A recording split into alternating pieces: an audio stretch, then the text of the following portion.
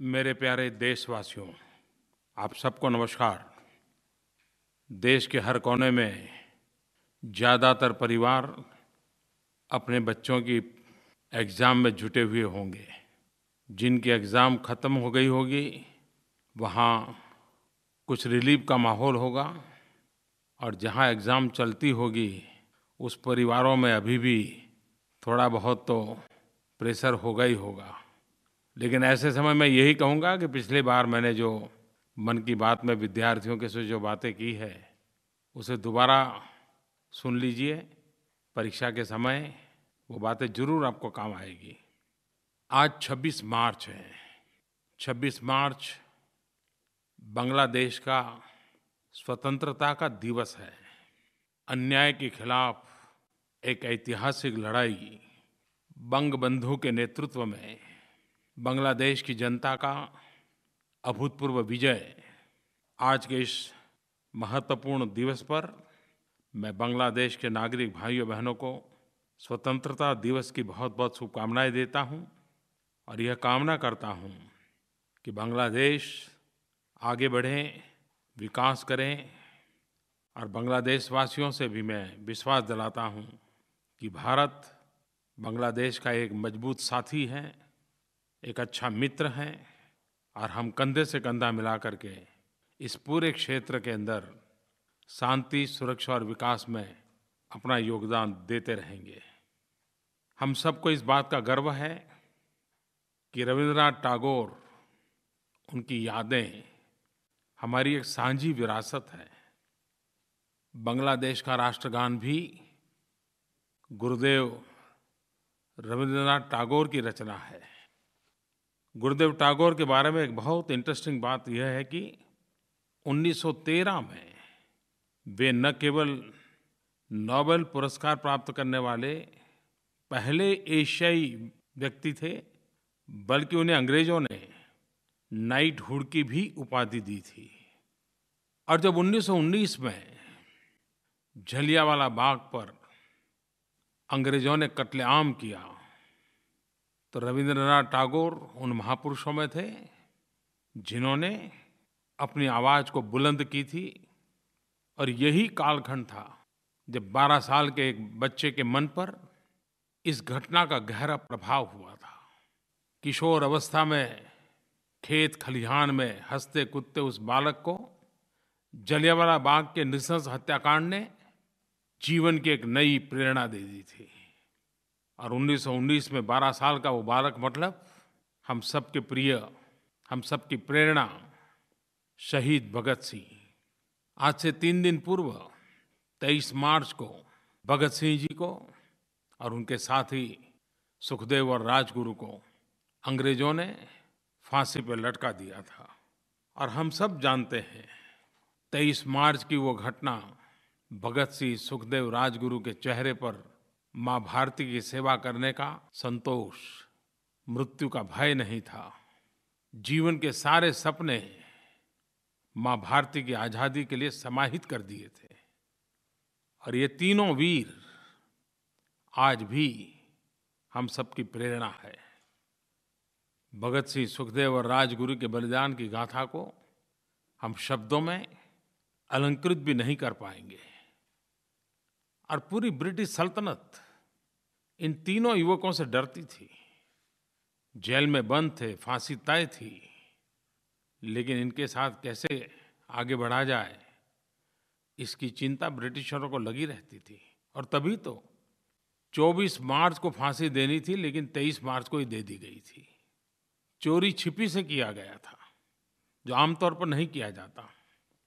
और बाद में उनके शरीर को आज के पंजाब में ला करके अंग्रेज़ों ने चुपचाप जला दिया था।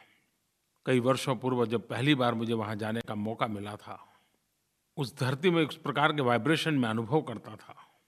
और मैं देश के नौजवानों को ज़रूर कहूँगा, जब भी मौका मिले तो पंजाब जब जाएँ तो भगत सिंह, सुखदेव, राजगुरु, भगत सिंह की माता जी और बटुकेश्वर दत्त की समाधि के स्थान पर अवश्य जाएँ। यही तो कालखंड था जब आज़ादी की ललक, उसकी तीव्रता, उसका व्याप बढ़ता ही चला जा रहा था।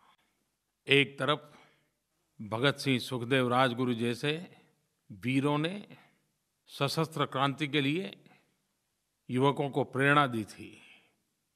तो आज से ठीक 100 साल पहले 10 अप्रैल 1917 महात्मा गांधी ने चंपारण सत्याग्रह किया था।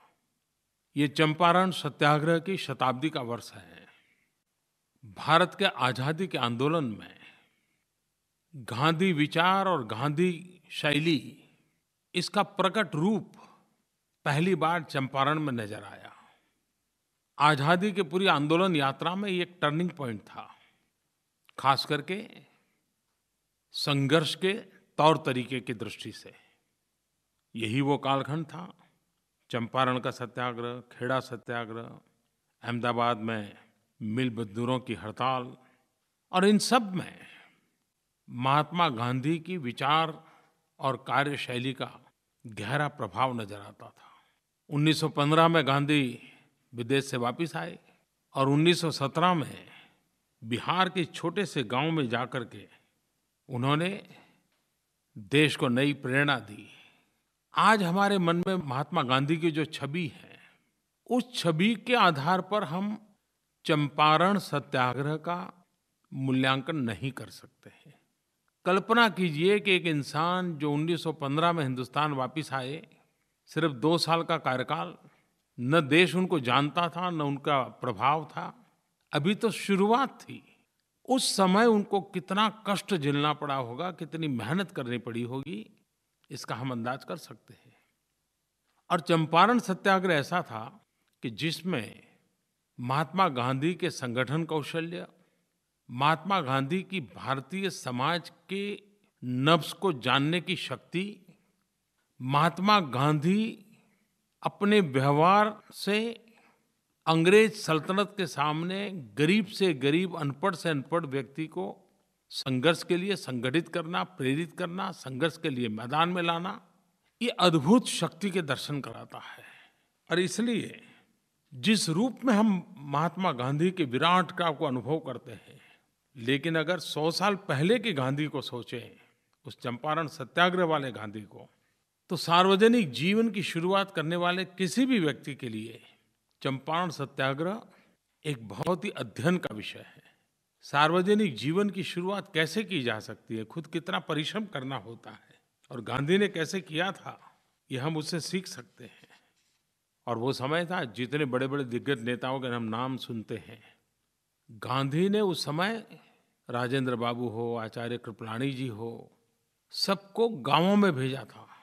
लोगों के साथ जुड़ करके लोग जो काम कर रहे हैं उसी को आज़ादी के रंग से रंग देना, इसके तरीके सिखाए थे। और अंग्रेज लोग समझ ही नहीं पाए कि गांधी का तौर तरीका क्या है। संघर्ष भी चले, सृजन भी चले, और दोनों एक साथ चले। गांधी ने जैसे एक सिक्के के 2 पहलू बना दिए थे, एक सिक्का का एक पहलू संघर्ष तो दूसरा पहलू सृजन। एक तरफ झेल भर देना तो दूसरी तरफ रचनात्मक कार्यों में अपने आप को खपा देना। एक बड़ा अद्भुत बैलेंस गांधी की कार्यशैली में था। सत्याग्रह शब्द क्या होता है, असहमति क्या हो सकती है, इतनी बड़ी सल्तनत के सामने असहयोग क्या होता है, एक पूरी नई विभावना गांधी ने शब्दों के द्वारा नहीं, एक सफल प्रयोग के द्वारा प्रस्थापित कर दी थी।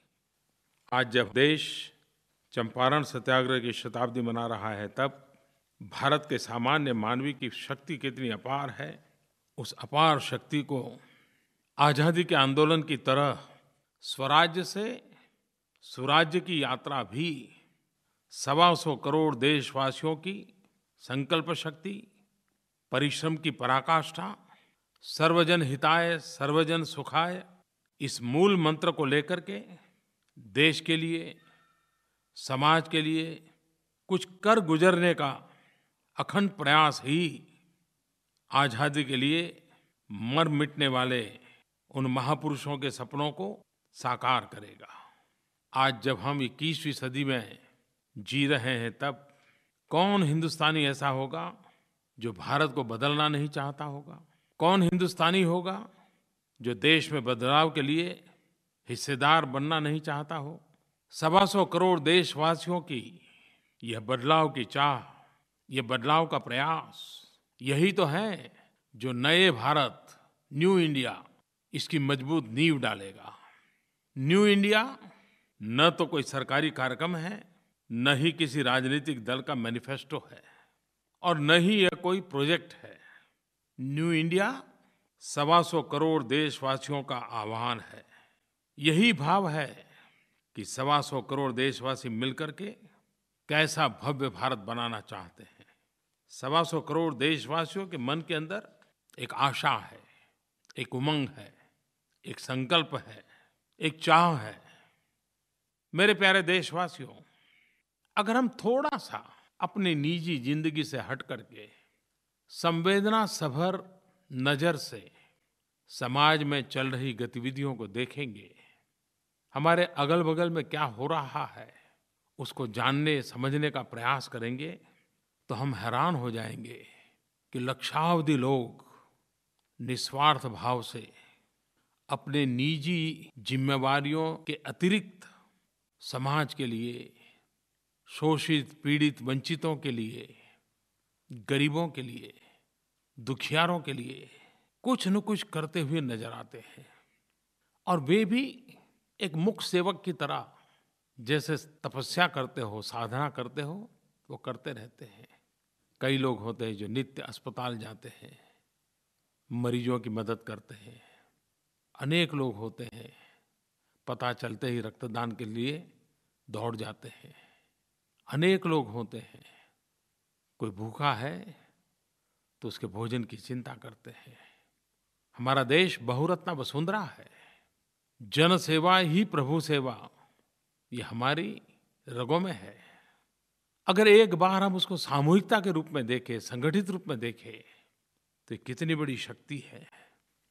जब न्यू इंडिया की बात होती है तो उसकी आलोचना होना, विवेचना होना, भिन्न नजरिए से उसे देखना, ये बहुत स्वाभाविक है और ये लोकतंत्र में आवकार्य है।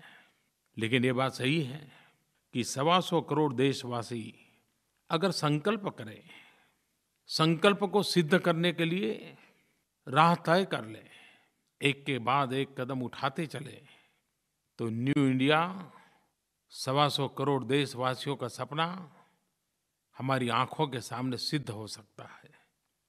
और ज़रूरी नहीं कि ये सब चीज़ें बजट से होती हैं, सरकारी प्रोजेक्ट से होती हैं, सरकारी धन से होती हैं। अगर हर नागरिक संकल्प करे कि मैं ट्रैफिक के नियमों का पालन करूं, अगर हर नागरिक संकल्प करे कि मैं मेरी जिम्मेवारियों को पूरी ईमानदारी के साथ निभाऊंगा, अगर हर नागरिक संकल्प करे कि सप्ताह में एक दिन मैं पेट्रोल डीजल का उपयोग नहीं करूंगा अपने जीवन में, चीज़ें छोटी-छोटी होती हैं। आप देखिए इस देश को जो न्यू इंडिया का सपना 125 करोड़ देशवासी देख रहे हैं, वो अपनी आँखों के सामने साकार होता देख पाएंगे। कहने का तात्पर्य यही है कि हर नागरिक अपने नागरिक धर्म का पालन करे, कर्तव्य का पालन करे। यही अपने आप में न्यू इंडिया की एक अच्छी शुरुआत बन सकता है। आइए 2022 भारत की आज़ादी के 75 साल होने जा रहे हैं। भगत सिंह, सुखदेव, राजगुरु को याद करते हैं, चंपारण के सत्याग्रह को याद करते हैं, तो क्यों न हम भी स्वराज्य से सुराज्य की इस यात्रा में अपने जीवन को अनुशासित करके, संकल्पबद्ध करके क्यों न जोड़े। मैं आपको निमंत्रण देता हूँ, आइए। मेरे प्यारे देशवासियों, मैं आज आपका आभार भी व्यक्त करना चाहता हूँ। पिछले कुछ महीनों में हमारे देश में एक ऐसा माहौल बना, बहुत बड़ी मात्रा में लोग डिजिटल पेमेंट, डिजिधन आंदोलन में शरीक हुए। बिना नकद कैसे लेन-देन की जा सकती है, उसकी जिज्ञासा भी बढ़ी है। गरीब से गरीब भी सीखने का प्रयास कर रहा है और धीरे-धीरे लोग भी बिना नकद कारोबार कैसे करना, उसकी ओर आगे बढ़ रहे हैं। डिमोनेटाइजेशन, नोटबंदी के बाद से डिजिटल पेमेंट के अलग-अलग तरीकों में काफ़ी वृद्धि देखने को मिली है। भीम ऐप, इसको प्रारंभ किए हुए भी 2 ढाई महीने का ही समय हुआ है। लेकिन अब तक करीब-करीब 1.5 करोड़ लोगों ने उसे डाउनलोड किया है। मेरे प्यारे देशवासियों, काले धन, भ्रष्टाचार के खिलाफ़ लड़ाई को हमने आगे बढ़ाना है। 125 करोड़ देशवासी इस 1 वर्ष में 2,500 करोड़ डिजिटल लेन-देन का काम करने का संकल्प कर सकते हैं क्या? हमने बजट में घोषणा की है। 125 करोड़ देशवासियों के लिए ये काम अगर वो चाहें तो 1 साल का इंतज़ार करने की ज़रूरत नहीं, 6 महीने में कर सकते हैं। 2,500 करोड़ डिजिटल ट्रांज़ैक्शन। अगर हम स्कूल में फ़ी भरेंगे तो कैश से नहीं भरेंगे, डिजिटल से भरेंगे। हम रेलवे में प्रवास करेंगे, विमान में प्रवास करेंगे, डिजिटल से पेमेंट करेंगे। हम दवाई खरीदेंगे, डिजिटल पेमेंट करेंगे। हम सस्ता अनाज की दुकान चलाते हैं, हम डिजिटल व्यवस्था से करेंगे। रोज़मर्रा की ज़िंदगी में ये कर सकते हैं हम। आपको कल्पना नहीं है, लेकिन इससे आप देश की बहुत बड़ी सेवा कर सकते हैं। और काले धन, भ्रष्टाचार के खिलाफ़ लड़ाई के आप एक वीर सैनिक बन सकते हैं। पिछले दिनों लोक शिक्षा के लिए, लोक जागरूकता के लिए डिजिधन मेला के कई कार्यक्रम हुए। देश भर में 100 कार्यक्रम करने का संकल्प है। 80-85 कार्यक्रम हो चुके हैं। उसमें इनाम योजना भी थी। करीब 12.5 लाख लोगों ने उपभोक्ता वाला इनाम प्राप्त किया है। 70,000 लोगों ने व्यापारियों के लिए जो इनाम था वो प्राप्त हुआ है। और हर किसी ने इस काम को आगे बढ़ाने का संकल्प भी किया है। 14 अप्रैल डॉक्टर बाबा साहब आम्बेडकर की जन्म जयंती है। और बहुत पहले से जैसे तय हुआ था, 14 अप्रैल को बाबा साहब आम्बेडकर की जन्म जयंती पर इस डिजी मेला का समापन होने वाला है। 100 दिन पूरे होकर के एक आखिरी बहुत बड़ा कार्यक्रम होने वाला है। बहुत बड़ा ड्रॉ का भी उसमें प्रावधान है। मुझे विश्वास है कि बाबा साहब आम्बेडकर की जन्म जयंती के जितने भी समय अभी हमारे पास बचा है, भीम ऐप का हम प्रचार करें। नकद कम हो कैसे हो, नोटों का व्यवहार कम कैसे हो, उसमें हम अपना योगदान दें। मेरे प्यारे देशवासियों, मुझे खुशी है कि मुझे हर बार जब भी मन की बात के लिए लोगों से सुझाव मांगता हूँ, अनेक प्रकार के सुझाव आते हैं। लेकिन ये मैंने देखा है कि स्वच्छता के विषय में हर बार आग्रह रहता ही रहता है। मुझे देहरादून से गायत्री नाम की एक बिटिया ने, जो कि 11वीं की छात्रा है, उसने फ़ोन करके एक मैसेज भेजा है। आदरणीय प्रधानाचार्य प्रधानमंत्री जी, आपको मेरा सादर प्रणाम। सबसे पहले तो आपको बहुत बधाइयाँ कि आप इस चुनाव में आपने भारी मतों से विजय हासिल की है। मैं आपसे अपने मन की बात करना चाहती हूँ। मैं कहना चाहती हूँ कि लोगों को यह समझाना होगा कि स्वच्छता कितनी जरूरी है। मैं रोज उस नदी से होकर जाती हूँ जिसमें लोग बहुत सा कूड़ा करकट भी डालते हैं और नदियों को दूषित करते हैं। वह नदी रिस्पना पुल से होकर होते हुए आती है और मेरे घर तक भी आती है। इस नदी के लिए हमने बस्तियों में जाकर रैली भी निकाली और लोगों से बातचीत भी की, परंतु उसका कुछ फायदा न हुआ। मैं आपसे ये कहना चाहती हूँ कि अपनी एक टीम भेजकर या फिर न्यूज़पेपर के माध्यम से इस बात को उजागर किया जाए। धन्यवाद। देखिए भाइयों बहनों, 11वीं कक्षा की एक बेटी के कितनी पीड़ा है। उस नदी में कूड़ा कचरा देख करके उसको कितना गुस्सा आ रहा है। मैं इसे अच्छी निशानी मानता हूँ। मैं यही तो चाहता हूँ, 125 करोड़ देशवासियों के मन में गंदगी के प्रति गुस्सा पैदा हो। एक बार गुस्सा पैदा होगा, नाराज़गी पैदा होगी, उसके प्रति रोष पैदा होगा, हम ही गंदगी के खिलाफ़ कुछ न कुछ करने लग जाएंगे। और अच्छी बात है कि गायत्री स्वयं अपना गुस्सा भी प्रकट कर रही है, मुझे सुझाव भी दे रही है, लेकिन साथ-साथ खुद ये भी कह रही है कि उसने काफ़ी प्रयास किए लेकिन विफलता मिली। जब से स्वच्छता का आंदोलन की शुरुआत हुई है, जागरूकता आई है। हर कोई उसमें सकारात्मक रूप से जुड़ता चला गया है। उसने एक आंदोलन का रूप भी लिया है। गंदगी के प्रति नफ़रत भी बढ़ती चली जा रही है। जागरूकता हो, सक्रिय भागीदारी हो, आंदोलन हो, इसका अपना महत्व है ही है। लेकिन स्वच्छता आंदोलन से ज़्यादा आदत से जुड़ी हुई होती है। ये आंदोलन आदत बदलने का आंदोलन है। ये आंदोलन स्वच्छता की आदत पैदा करने का आंदोलन है। आंदोलन सामूहिक रूप से हो सकता है। काम कठिन है लेकिन करना है। मुझे विश्वास है कि देश की नई पीढ़ी में, बालकों में, विद्यार्थियों में, युवकों में ये जो भाव जगा है, ये अपने आप में अच्छे परिणाम की संकेत देता है। आज के मेरी मन की बात में गायत्री की बात जो भी सुन रहे हैं, मैं सारे देशवासियों को कहूँगा कि गायत्री का संदेश हम सबके लिए संदेश बनना चाहिए। मेरे प्यारे देशवासियों, जब से मैं मन की बात कार्यक्रम को कर रहा हूँ, प्रारंभ से ही एक बात पर कई सुझाव मुझे मिलते रहे हैं और वो ज़्यादातर लोगों ने चिंता जताई है फूड वेस्टेज के संबंध में। हम जानते हैं कि हम परिवार में भी और सामूहिक भोजन समारंभ में भी ज़रूरत से ज़्यादा प्लेट में ले लेते हैं। जितनी चीज़ें दिखाई दे सब सारी की सारी प्लेट में भर देते हैं और फिर खा नहीं पाते हैं। जितना प्लेट में भरते हैं उससे आधा भी पेट में नहीं भरते हैं और फिर वहीं छोड़ के निकल जाते हैं। आपने कभी सोचा है कि हम जो ये जूठन छोड़ देते हैं उससे हम कितनी बर्बादी करते हैं? क्या कभी सोचा है कि अगर जूठन न छोड़े तो ये कितने गरीबों का पेट भर सकता है? ये विषय ऐसा नहीं कि जो समझाना पड़े। वैसे हमारे परिवार में छोटे बालकों को जब माँ परोसती है तो कहती है कि बेटा जितना खा सकते हो उतना ही लो। कुछ न कुछ तो प्रयास होता रहता है, लेकिन फिर भी इस विषय पर उदासीनता एक समाज द्रोह है, गरीबों के साथ अन्याय है। दूसरा, अगर बचत होगी तो परिवार का भी तो आर्थिक लाभ है। समाज के लिए सोचे अच्छी बात है, लेकिन ये विषय ऐसा है कि परिवार का भी लाभ है। मैं इस विषय पर ज़्यादा आग्रह नहीं कर रहा हूँ, लेकिन मैं चाहूँगा कि ये जागरूकता बढ़नी चाहिए।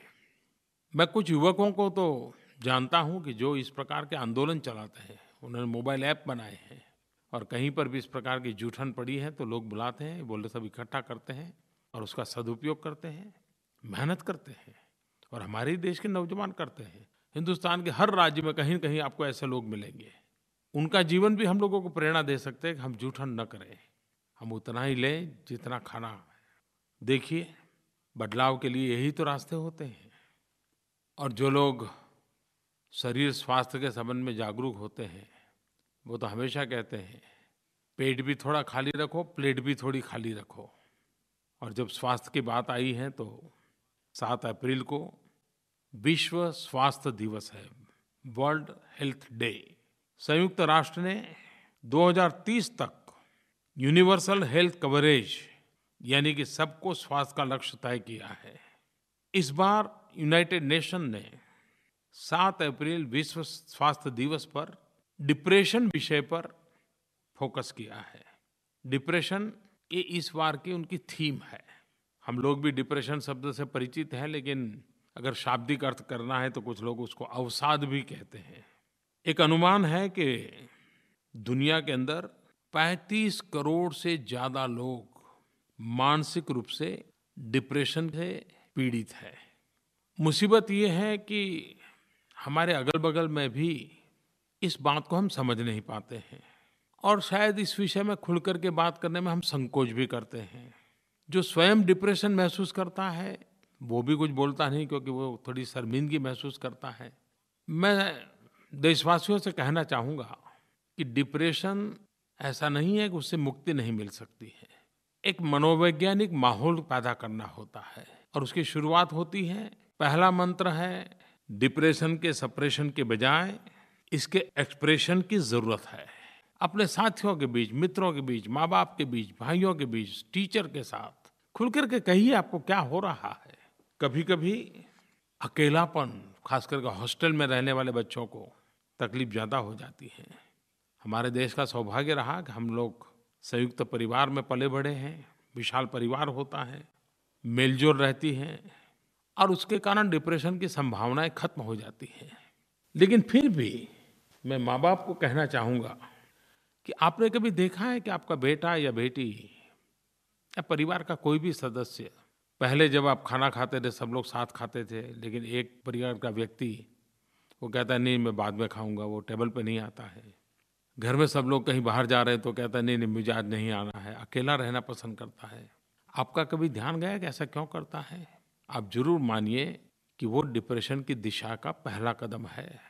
अगर वो आपसे समूह में रहना पसंद नहीं करता है, अकेला एक कोने में चला जा रहा है, तो प्रयत्नपूर्वक देखिए कि ऐसा न होने दें। उसके साथ खुल कर के जो बात करते हैं, ऐसे लोगों के साथ उसको बीच रहने का अवसर दीजिए। हँसी-खुशी की खुल कर के बातें करते-करते उसको एक्सप्रेशन के लिए प्रेरित करें। उसके अंदर कौन-सी कुंठा कहाँ पड़ी है, उसको बाहर निकालिए। ये उत्तम उपाय है। और डिप्रेशन मानसिक और शारीरिक बीमारियों का कारण बन जाता है। जैसे डायबिटीज़ हर प्रकार की बीमारियों का यजमान बन जाता है, वैसे डिप्रेशन भी टिकने की, लड़ने की, साहस करने की, निर्णय करने की हमारी सारी क्षमताओं को ध्वस्त कर देता है। आपके मित्र, आपका परिवार, आपका परिसर, आपका माहौल, ये मिल कर के ही आपको डिप्रेशन को जाने से रोक भी सकते हैं और गए हैं तो बाहर ला सकते हैं। एक और भी तरीका है, अगर अपनों के बीच में आप खुल कर के अपने एक्सप्रेशन नहीं कर पाते हो, तो एक काम कीजिए, अगल-बगल में कहीं सेवा भाव से लोगों की मदद करने चले जाइए। मन लगा के मदद कीजिए, उनके सुख-दुःख को बाँटिए। आप देखना, आपके भीतर का दर्द यूँ ही मिटता चला जाएगा। उनके दुखों को अगर आप समझने की कोशिश करोगे, सेवा भाव से करोगे, आपके अंदर एक नया आत्मविश्वास पैदा होगा। औरों से जुड़ने से, किसी की सेवा करने से और निस्वार्थ भाव से अगर सेवा करते हैं, तो आप अपने मन के बोझ को बहुत आसानी से हल्का कर सकते हैं। वैसे योग भी अपने मन को स्वस्थ रखने के लिए एक अच्छा मार्ग है। तनाव से मुक्ति, दबाव से मुक्ति, प्रसन्न चित्त की ओर प्रयाण, योग बहुत मदद करता है। 21 जून अंतर्राष्ट्रीय योगा दिवस है। ये 3रा वर्ष होगा। आप भी अभी से तैयारी कीजिए और लाखों की तादाद में सामूहिक योग उत्सव मनाना चाहिए। आपके मन में 3रे अंतर्राष्ट्रीय योग दिवस के संबंध में अगर कोई सुझाव है, तो आप मेरे मोबाइल एप्लीकेशन के माध्यम से अपने सुझाव मुझे ज़रूर भेजें, मार्गदर्शन करें। योगा के संबंध में जितने गीत, काव्यमय रचनाएँ आप तैयार कर सकते हो, करनी चाहिए, ताकि वो सहज रूप से लोगों को समझ आ जाता है। माताओं बहनों से भी मैं ज़रूर आज एक बात करना चाहूँगा, क्योंकि आज हेल्थ की ही चर्चा काफ़ी निकली है, स्वास्थ्य की बातें काफ़ी हुई हैं। तो पिछले दिनों भारत सरकार ने एक बड़ा महत्वपूर्ण निर्णय किया है। हमारे देश में जो वर्किंग क्लास विमेन है, कामकाजी वर्ग में जो हमारी महिलाएं हैं, और दिनों-दिन उनकी संख्या भी बढ़ रही है, उनकी भागीदारी बढ़ रही है, और ये स्वागत योग्य है। लेकिन साथ-साथ महिलाओं के पास विशेष ज़िम्मेवारियाँ भी हैं। परिवार की ज़िम्मेवारियाँ वो संभालती हैं। घर की आर्थिक ज़िम्मेवारियाँ भी, उसकी भागीदारी भी उसको करनी पड़ती है। और उसके कारण कभी-कभी नवजात शिशु के साथ अन्याय हो जाता है। भारत सरकार ने एक बहुत बड़ा फैसला किया है कि ये जो कामकाजी वर्ग की महिलाएं हैं, उनको प्रसूता के समय, प्रेगनेंसी के समय, डिलीवरी के समय मैटरनिटी लीव जो पहले 12 सप्ताह मिलती थी, अब 26 सप्ताह दी जाएगी। दुनिया में शायद 2 या 3 ही देश हैं जो हमसे आगे हैं। भारत ने एक बहुत बड़ा महत्वपूर्ण फैसला हमारी इन बहनों के लिए किया है, और इसका मूल उद्देश्य उस नवजात शिशु की देखभाल, भारत का भावी नागरिक जन्म के प्रारंभिक काल में उसकी सही देखभाल हो, माँ का उसको भरपूर प्यार मिले, तो हमारे ये बालक बड़े होकर के देश की अमानत बनेंगे। माताओं का स्वास्थ्य भी अच्छा रहेगा, और इसलिए ये बहुत बड़ा महत्वपूर्ण निर्णय है। और इसके कारण फॉर्मल सेक्टर में काम करने वाली करीब 18 लाख महिलाओं को इसका फ़ायदा मिलेगा। मेरे प्यारे देशवासियों, 5 अप्रैल को रामनवमी का पावन पर्व है, 9 अप्रैल को महावीर जयंती है, 14 अप्रैल को बाबा साहब अम्बेडकर की जन्म जयंती है। ये सभी महापुरुषों का जीवन हमें प्रेरणा देता रहे, न्यू इंडिया के लिए संकल्प करने की ताकत दे। 2 दिन के बाद चैत्र शुक्ल प्रतिपदा, वर्ष प्रतिपदा, नव संवत्सर, इस नव वर्ष के लिए आपको बहुत बहुत शुभकामनाएं। वसंत ऋतु के बाद फसल पकने का प्रारंभ और किसानों को उनकी मेहनत का फल मिलने का यही समय है। हमारे देश के अलग-अलग कोने में इस नववर्ष को अलग-अलग रूप में मनाया जाता है। महाराष्ट्र में गुड़ी पड़वा, आंध्र कर्नाटक में नववर्ष के तौर पर उगादी, सिंधी चेटीचांद, कश्मीरी नवरेह, अवध के क्षेत्र में संवत्सर पूजा, बिहार के मिथिला में जुड़ शीतल और मगध में सतुवानी का त्योहार नववर्ष पर होता है। अनगिनत भारत इतनी विविधताओं से भरा हुआ देश है। आपको भी इस नववर्ष की मेरी तरफ से बहुत बहुत शुभकामनाएं। बहुत बहुत धन्यवाद।